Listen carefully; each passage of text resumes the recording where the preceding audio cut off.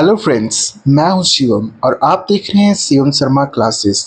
आज की पोयम है दोस्तों small town and the river, जिसे लिखा है मंगलम दाई ने इसका टाइटल स्मॉल टाउन इसलिए रखा है दोस्तों क्योंकि वो स्मॉल टाउन यानी कि अपने विलेज के बारे में बताना चाह रही है, जो कि एक छोटा सा टाउन है और रिवर के किनारे बसता है।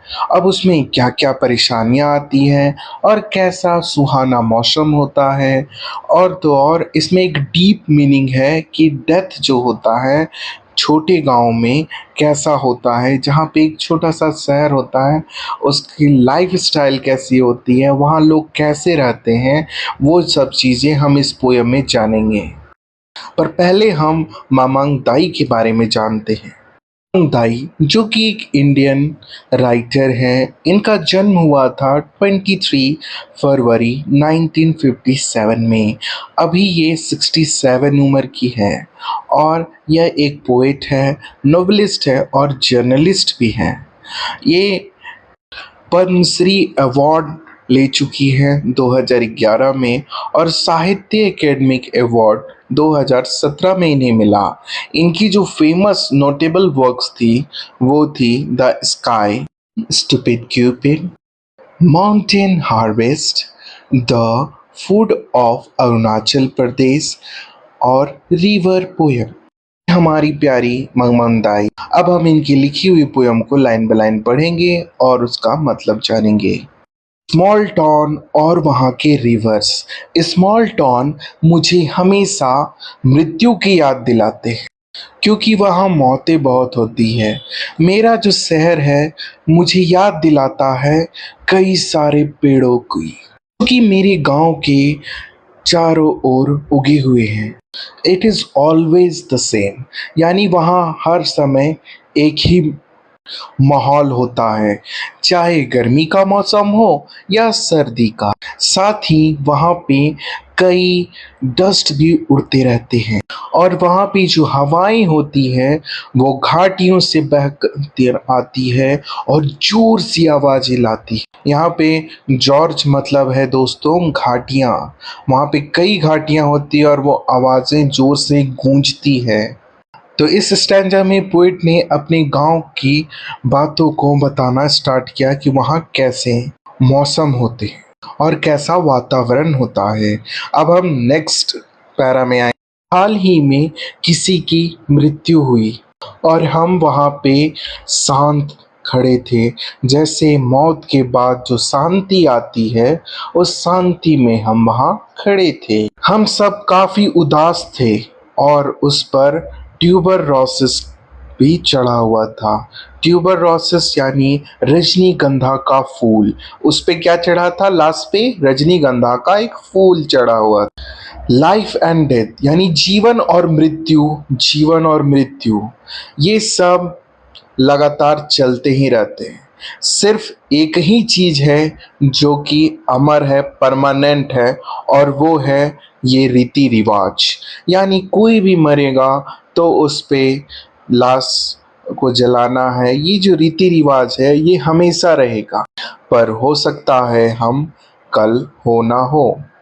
पोएट लिखती है रिवर की यानी नदियों की भी एक आत्मा होती है और ये जो आत्मा है रिवर की वो गर्मियों के समय जमीन से कट जाती है। पोइट हमें ऐसा इसलिए कह रही है क्योंकि उनकी नदी जो होती है वो गर्मी में सूख जाती है, कि जैसा आप देख रहे हैं, और वो जमीन से अपना संपर्क तोड़ देती है, कट कर देती है। और जब पोएट इस सूखी हुई नदी को देखती है तो उन्हें लगता है कि ये नदी काफ़ी रूठी हुई है, काफ़ी तकलीफ में है और अपने साथ काफ़ी तकलीफ़ों को लेकर भी आ रही है। और कभी कभी समटाइम्स मुझे ऐसा लगता है कि ये अपनी सांसें रोक दी है, यानी कि अब ये सांस थोड़ा थाम ली है, इसलिए वो बहना रुक गई और अपनी सांसों को थाम करके वो देखने जा रही है कि मेरी जो मछलियाँ थी और जो सितारे आते थे वो कहाँ गए हैं।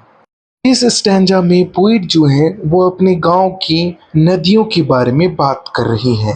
की एक आत्मा है जो कि जानती है कि इस शहर का अतीत क्या है और ये भी जानती है कि पहली बूंद जो धरती पे गिरेगी और उस सूखी धरती को आराम मिलेगा वो क्या होगी। और जो पहाड़ की चोटियां हैं उससे जो धुंध आएगी वो कैसी होगी। नदी यह भी जानती है कि पानी जो है वो इमॉर्टलिटी है यानी अमर है।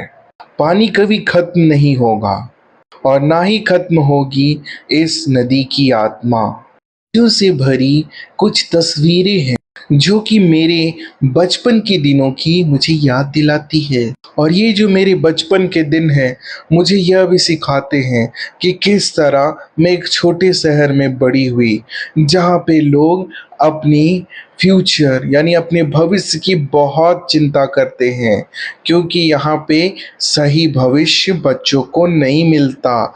यहाँ ना पढ़ाई का कोई साधन होता है और ना ही रहन सहन का कोई अच्छा वातावरण। इसलिए इस गांव में रहने वाले बच्चों का भविष्य की चिंता उनके माता पिता को सदैव रहती है। इसके बाद पोइट बताती है कि वो जो मरे हुए लोग थे ना उन्हें वेस्ट में दफनाया जाता है क्योंकि उनका जब आत्मा उठेगा तो वो किधर की ओर चलेगा, ईस्ट की ओर, जो कि एक गोल्डन ईस्ट है। जो गोल्डन ईस्ट है उसी के तरफ भगवान सूर्य देव का घर है। तो वो जो आत्मा होगी वो भगवान सूर्य देव के घर जाएगी। इसलिए शवों को जो है वो वेस्ट में दफनाना या जलाना चाहिए जिस वजह से उसकी जो आत्मा है वो ईस्ट की ओर उठेगी और सूर्य देवता के घर जाएगी। इसके बाद लास्ट की लाइनों में पोएट लिखते हैं एक ठंडे बैम्बू में एक सनलाइट स्टोर्ड होती है यानी उसमें सनलाइट जाती है और इसी तरह उस बैम्बू का एक नया जन्म होता है। वही लाइफ मैटर करती है और इसी की जैसे जिंदगी होती है। और इस छोटी से शहर में मैं नदियों के किनारे रहना चाहती हूँ और भगवान के इस बनाए हुए प्राकृतिक चीज़ों का लुत्फ़ उठाना चाहती हूँ यानी मैं भगवान के साथ चलना चाहती हूँ। तो पोएट इस पोयम में अपने लाइफस्टाइल अपनी जीवनी को दिखा रही हैं और बता रही हैं कि मेरा बचपन कैसा रहा इस स्मॉल टाउन में, मैंने कैसा बचपन जिया और यहाँ के लोग कैसे वातावरण में रहते हैं, कैसी अपनी ज़िंदगी जीते हैं और कैसे वो कई परेशानियों का सामना कर कर भी ज़िंदगी बिताते हैं।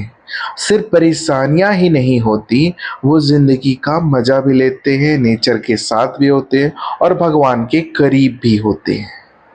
और अब आपकी पोयम खत्म होती है। आपको यह पोयम की एक्सप्लेनेशन कैसी लगी हमें कमेंट सेक्शन में बताएं। लाइक करें, शेयर करें और सब्सक्राइब करें जिससे हमें सपोर्ट मिलेगा। आपने हमें पूरा सुना इसके लिए धन्यवाद। मैं आपसे मिलूंगा नेक्स्ट स्टोरी में, तब तक के लिए जय हिंद।